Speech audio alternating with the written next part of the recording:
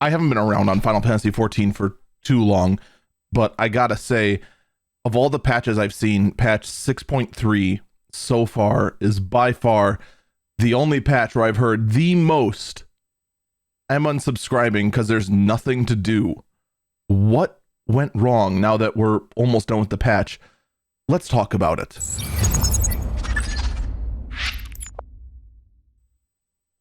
Hey, what's up, amigo Falcon? And, well, there's no easy way to say it.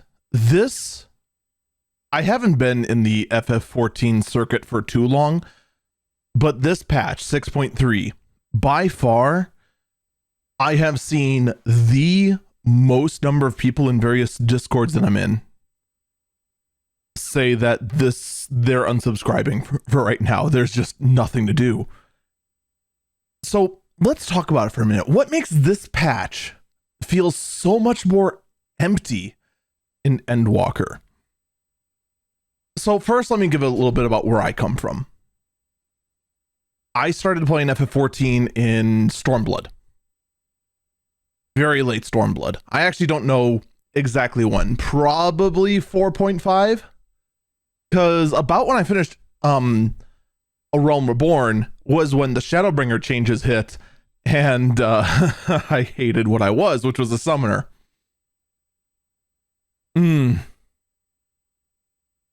Man, losing pet ability in ARR Summoner was so rough. It really, really was. But then I went through the expansions pretty much throughout Shadowbringers, and I think I finally caught up in, I want to say, it was either 5.4 or 5.5. I think it was 5.4 I finally caught up. So that's pretty much kind of my experience from it. And I'll be perfectly honest, in Shadowbringers, I really wasn't aware of the raid cycles at all. But I can give you a quick overview of it now. Basically, FF14 works on a tick-tock schedule, meaning that they have a tick that involves a brand new gear reset. Everyone's pretty much starting from scratch gear-wise, and if it's a 0, level-wise as well, you have to get 10 more levels because of the expansion. And then there's a talk patch afterwards, also the odd number patches, that basically which kind of build up on the previous one and provide more gear that lets you catch up to people who have savage raiding gear from the previous patch. That's kind of the cycle it goes on, okay? Just so you have an idea. 6.0 launches. First patch of Endwalker. Well, actually, just Endwalker itself. And we get a great MSQ. We get the first Pandemonium raid. You know, everything's fine. 6.1 hits. It's the talk, which means that it stacks up on the gear that already existed. We get a massive refresh to PvP. PvP was a joke before. And we get a new PvP mode. We get a massive revamp to it. And actually, PvP is now something that a lot of people even enjoy to this day. Big change. Big change. All right.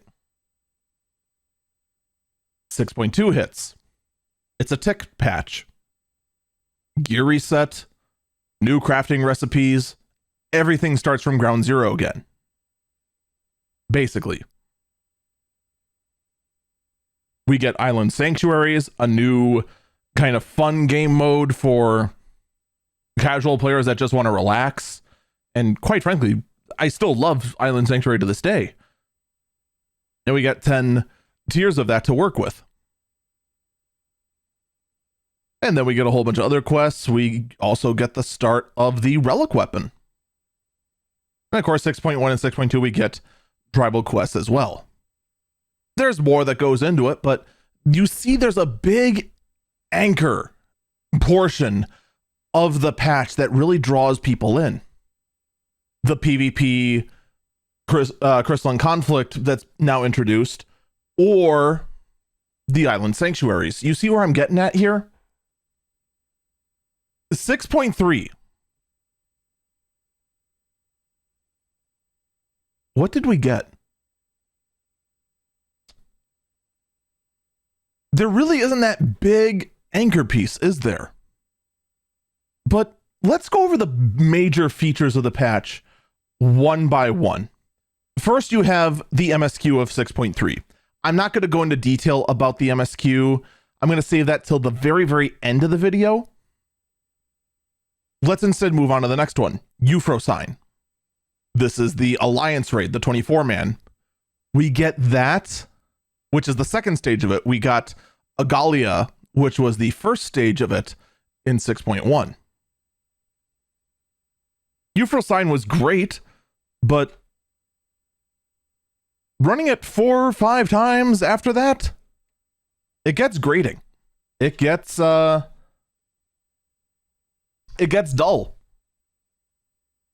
And quite frankly, I do feel like I wish there was like, I don't think a savage mode of it, but like maybe an extreme version of it. Something that's like a little more difficult, you know? Maybe, I don't know. It feels like once you've done it, there's never a reason to go back, you know? Other than, you know, you want more Euphrosign coins, so you can go ahead and get another tome up piece and get your 630 gear. And that's one of the big perks of the Alliance raid.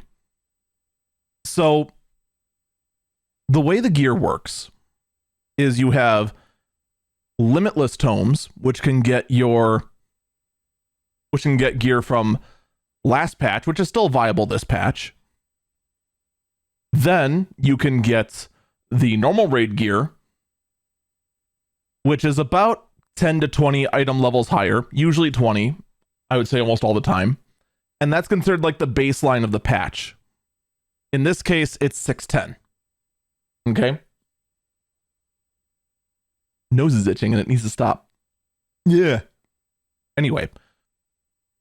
Then you have crafted gear, which is also 610. That'll pretty much put you right in the running. You then have Savage, or you also actually before that, you have limited tome gear, which in this case was 620, and you're limited to only 450 of those tomes that are used for currency every week.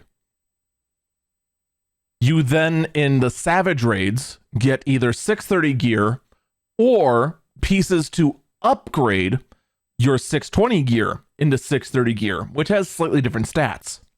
Euphrosign gave us either basic dropped 620 gear, which you can only get one piece a week, and a token that can be turned in for a piece to turn a 620 piece of tome gear into a 630 piece of tome gear, or what I refer to as tome up. So, I mean, you go ahead and start running Euphrosign, turning all your tome gear into tome up, you're pretty sick of the dungeon. You're pretty sick of it very quickly. And it's unfortunate. But, you know, MMO is going to MMO. You got a bunch of side quests that those who are really invested in those side quests are enjoying. I kind of wasn't. You got 2 more tiers of Island Sanctuary. It literally took me 2 weeks, 3 weeks to max that out. Someone who was more active and didn't just use the automated tools probably did it even faster. And then you get, after that, the Omega Protocol. The ultimate.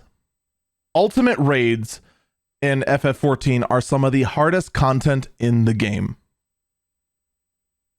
And the Omega Protocol, also known as Top, was one that first off stirred up controversy because the world first race, the ones who first up said they won, cheated. Smooth. Very smooth. By the way, those same guys won world first for Abyssos too. So now that's brought into question too, and kind of now sucked a lot of the oxygen out of the room when it came to ultimate raid progression. And it didn't help at all that the Omega Protocol, every single ultimate raider that we have heard from does not like this raid. That it is just not a fun encounter at all. And when you have people who eagerly await this kind of content, eagerly want to go ahead and thrust themselves upon the challenge of an ultimate, and it's no fun, it's just hours of pain and suffering, it kind of sucks a lot of the oxygen out of the room. It sucks a lot of the fun out of it. But it may have sounded like I went on for a while, but that was it in 6.3. MSQ, Euphrosign, bunch of a little bit extra in the side quests, 2 more tiers of Island Sanctuary, and top.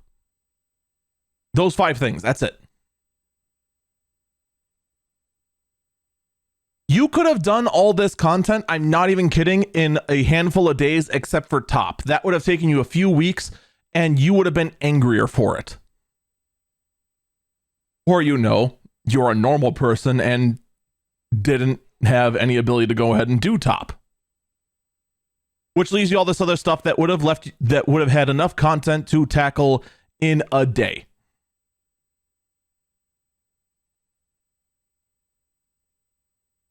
Yikes.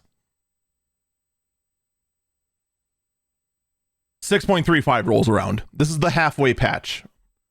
They always tend to do this where they hold back some features and wait for the halfway point, the 0.05 of the patch, and introduce that then. This includes the next step in the Manderville side quest. I put this separately because a lot of people are not going to do Tataru's Grand Adventure or the Omega and Alpha side quests. Those are kind of cutesy, those are kind of interesting, but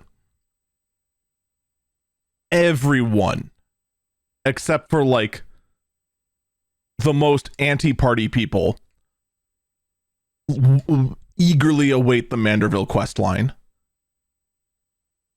And with that came the stage 2 of the relic weapon. And this brings us to one of the first problems with the patch. The relic weapon, for those who don't know, is a weapon within Final Fantasy XIV that for the patch will eventually become the strongest weapon available in the entire expansion. Eventually. But it takes a lot of work, a lot of grinding, and a lot of effort to make happen. And a lot of people pride themselves on accomplishing this grind and having it done for every single one of their classes. An endeavor that I think is insane to pull off. I really do.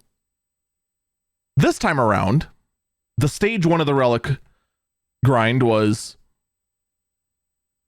get 1,500 red tomestones. You know, the lesser tomestones. The ones that are max level, but you can get unlimited of. The ones that are used, by the way, for a lot of crafting reagents, which has thrown the entire market out of whack.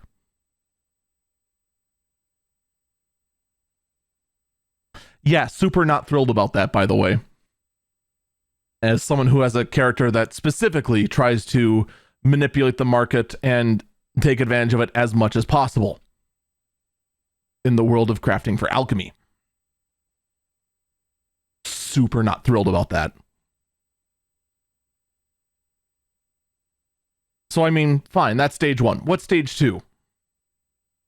Well, we got a quest line about our master smith having to train his body in combat against a robot.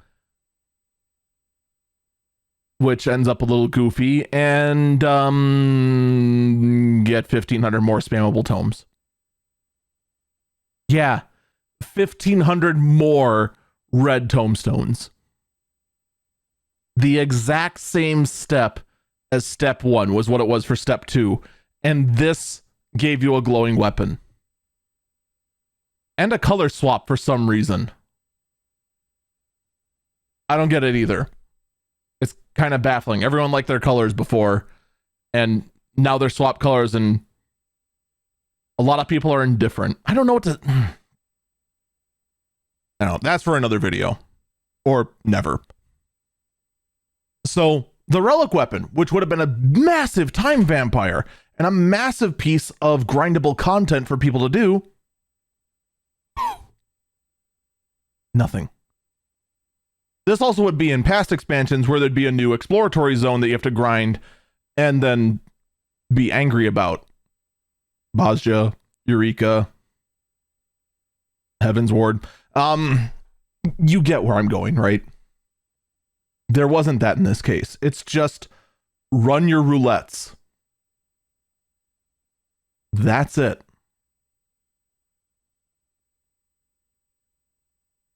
Now, before I move on, I would actually say what I would have done for the relic weapon, to be perfectly honest, and this might sound weird, I would have made stage 2 1,200, so less tomestones, but of the green ones. The ones that are capped per week. Yeah, maybe 1,200 is too high. Maybe 1,000? Just get 2. Yeah, maybe 1,000 would be better. But I would make it the green ones. Because let me tell you something. What this has done on both of my characters, on both Eagle and on Secret Cat, they both have like no red tomestones right now. And capped green. Capped. They cannot get any more.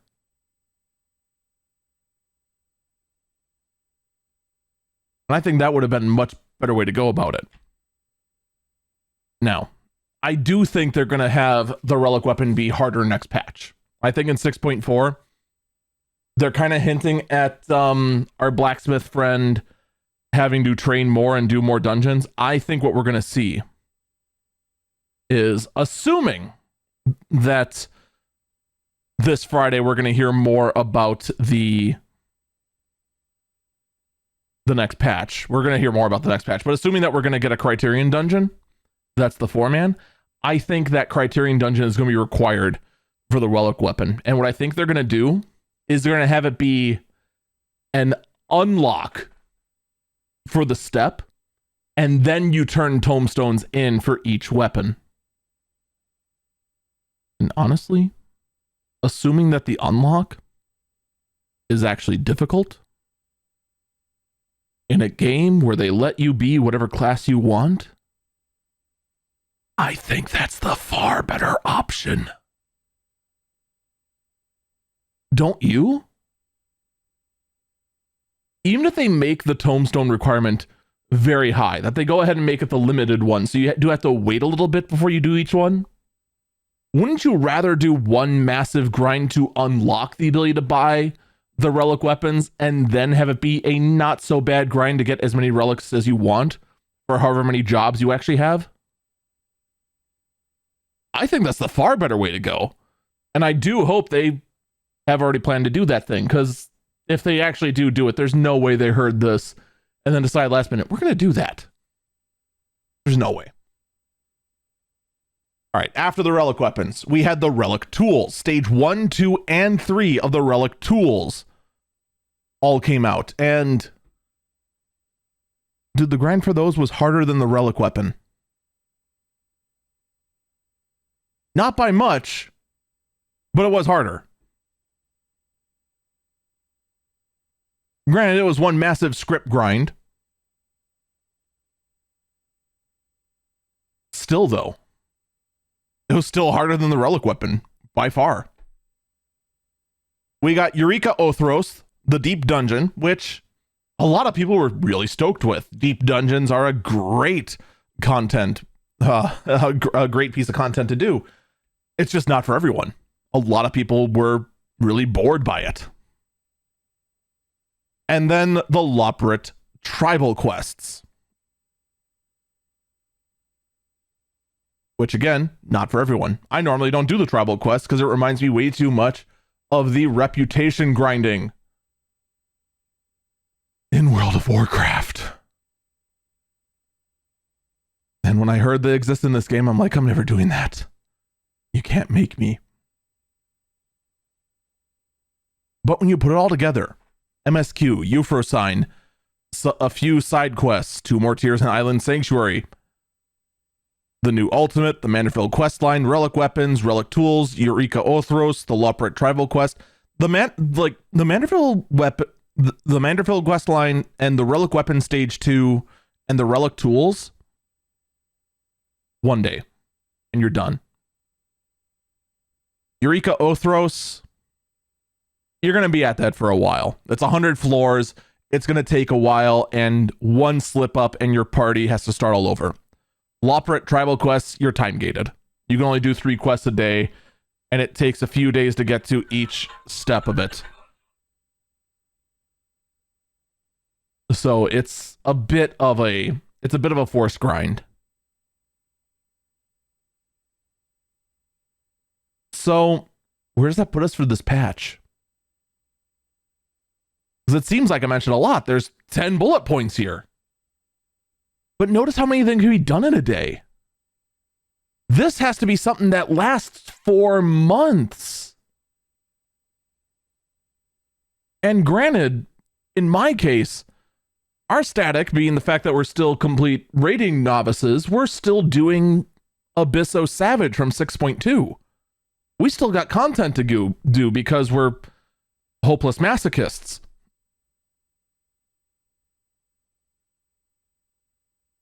For the average person, nothing. And I think the relic weapon being so easy is the biggest culprit in this list.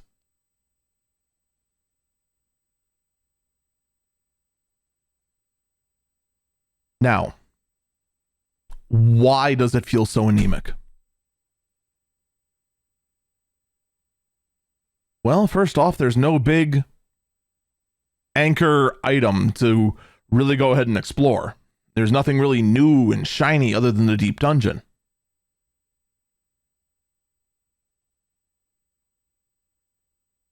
But surely they're working on something, right?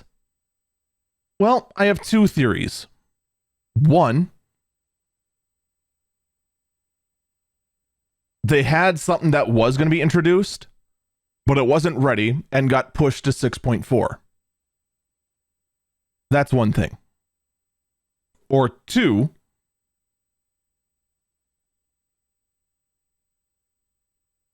they well, another possibility is also they just felt this was actually enough and were mistaken. 2, this same team is working on Final Fantasy XIV. And I do wonder, is this patch a side effect of the team being spread too thin? It's not out of the realm of possibility. Does this mean that 6.4 is also going to be light? It might be. We're expecting at this point, we'll know more this Friday, of course, but we expect at this point that 6.4 is going to land. Let me actually get the calendar. It's going to land mid-May is what we're expecting. I fully expect either May 16th or May 23rd. I'm leaning more towards May 23rd the more I think about it. But where the Moogle Sticks quest lands, this is the you know the one, the Moogle Tomestones, go run old content that everyone ignored and get cool items that are moderately difficult to get, or a custom item that's brand new that you're like, oh, that's kind of neat, and then you forget about it. Or like last time, it was the Namazu neckerchief.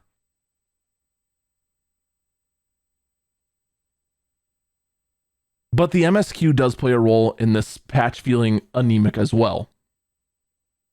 And at this point, this is going to be the spoiler warning. All right. For those of you who are not caught up on story yet, who have not done up to 6.3 and Endwalker, this is your warning. 5, 4, 3, 2, 1. Historically, in the other Final Fantasy and the other FF14 patches, the 0.3 is a big MSQ patch. A big one, massive one. All right. Excuse me. It's where the current story is brought to a close and they begin to build up the next plot line. In A Realm Reborn, it was we're not actually, you know what? Forget about that. In Heaven's Ward, it was the big showdown with Nidhogg and the end of the Dragon Song War as a whole. What began after that? Teasing of Shadowbringers with Ardbert and the Warriors of Darkness, and more importantly, the terroristic acts of the Griffin and the setup for the summoning that basically sparks the war that starts in Stormblood. Which I'm still disappointed with the way the war was handled in Stormblood. In Stormblood, what was your 0.3? The showdown with, wow, I'm blanking on her name. Yotsuyu, there we go. Wow, I can't believe I blinked on that. The showdown with Yotsuyu as Tsukuyomi. Which was a huge event that, well, I wouldn't say it really put a bow on Stormblood, but it kind of sparked another. That one was actually really interesting because the 0.1 and 0.2 really put a bow on Stormblood and just like, oh yeah, Alamigo's doing well now as an independent nation. We're kind of putting the bow around that leadership. 0.2, oh yeah, Lord Hien is now in place in Doma. They're getting along. Empire's trying to go in and try to make peace. But then 6.3 comes, or not 6, I'm sorry, 4.3 comes around against Tsukuyomi, and it sparks war again. Interesting, right?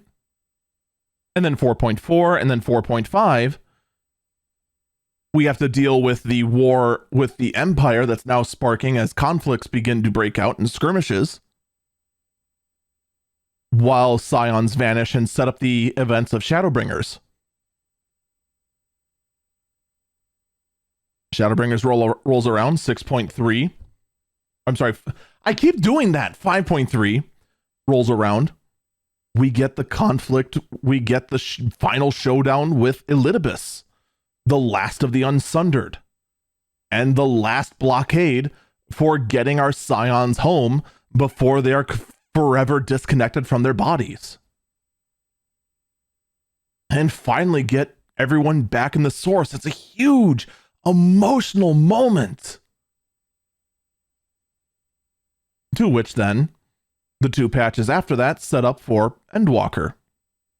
Now, Endwalker, of course, is unique because everything had a nice bow put around it at the end of 6.0. 6.1 started its own plot line that is basically turning out to be Final Fantasy IV remixed. And all we got in 6.3, where every other one we got a major conflict, something that really caused the community to go buzz with, I can't believe that happened. Holy cow, I can't believe that happened. Holy smokes. That's crazy. What happened this time?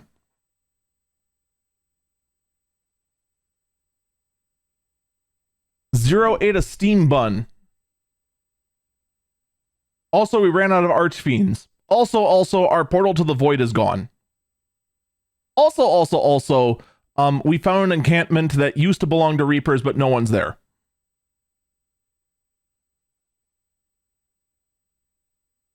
That's it. The biggest moment in the entire thing, literally, was Zero eating a steamed bun. Granted, good character development, but when that's the highlight of the entire arc, you're kind of in oops territory. That's kind of disappointing. It really is. So your MSQ felt empty because it kind of was, although was a step in progressing the story. I'm willing to bet 6.4 and 6.5 are going to be big. But in the meantime, this felt like the smallest step we've had in these post-Endwalker episodes so far in the MSQ. Like 6.1 felt small, but we expected it to be small. It's supposed to be the hook that gets us into this whole thing. It's fine for it to be small. 6.2, we're exploring the void. We're learning about the void. We've then take down 2 Archfiends. That's the other thing too. A lot of people are disappointed that the Archfiends are not all their individual trial. Let's be honest. You wanted Scarmelione weapons. Don't lie to me. You did. Come on. Dying a undead or an undead earth axe axe or scythe. Come on, you want an undead weapon for your Reaper. You know you did. Maybe even for your Dark Knight. Or maybe you wanted to give your White Mage a Necromancer vibe. Right? I'm not the only one who would have loved that. Unfortunately, no, because Scarmelione was, in fact, just a normal dungeon boss. Cagnazzo? Same thing. No turtle weapons for you. No evil turtle weapons. Poof. Gone. And the Barbariccia weapons, they're fine. The Rubicante weapons? I have never been more underwhelmed. And I love Rubicante as a character. FF4 is my jam, man. And just the red and white weapons that were just hilariously impractically designed. Ooh. Not my cup of tea at all. So, I mean, we have that bit of disappointment. But what about from here on out? What is going to be coming in 6.4? I don't know. It could go a number of ways. We might fight Golbez in 6.4. We might fight Ashdaya as the Shadow Dragon. I think if we do fight Golbez in 6.4, I think that's actually more likely because they seem to want to try and be darker and more like darknessy theme in the MSQ when paired with Pandemonium. So maybe we'll be fighting Golbez. And then maybe after that, we'll be fighting... I think actually that will be it. 6.4 Golbez. 6.5... I think that's where we fight Zeramus. And we say goodbye to Zero, who becomes Zeramus. Yeah. That's my prediction there, and part of me wants to be wrong. But I can't help but think that Zero's going to betray us. Just not in a way we expect. I think it's going to be against her will. But... that's kind of what I gotta say on this. In conclusion, while I think on paper this patch looked fine, when reality comes together and you start looking at how quickly you can do everything except for Eureka Othros and the Omega Protocol, this patch can be done in a week. And that's it. And when that's supposed to stretch out over 4 months, it's no real surprise that we see the free trial campaign show up again, or you can now get, if you're on a starter free trial account, you can also get access to Stormblood in this time around. Because quite frankly, I think a lot of people have unsubscribed, far more than I've heard. Like, I've heard at least 24 people have unsubscribed because there's just nothing for them to do and they're just bored out of their minds. I think it might be even more than that. I think it's, well, obviously it's more than that. My sample size is way small. But you get what I mean. And I do think that announcement is not a coincidence. In any case, that is going to do it for me. I do encourage you, please like and subscribe. I will be talking about the live letter as soon as I can. I'm going to try and have something up pretty much the day after or the morning after, or whenever. When does the live letter drop? Now that I think about it, I'm willing to bet it's going to be a like 3 a.m. sort of thing again. The live letter is going to be at, yep, it's 4 a.m. 4 a.m. Pacific time. Time subjected to change. So 6 a.m. my time. Yay! That is going to be a tough one to try and get a video out on time. But challenge accepted. In any case, please do subscribe if you want to hear more of my ramblings and just other content in general. I post all kinds of things here from my streams, or just check me out, twitch.tv/EagleFalcon. Take care, and please like and subscribe, or whatever the heck everyone does here on YouTube. Bye-bye.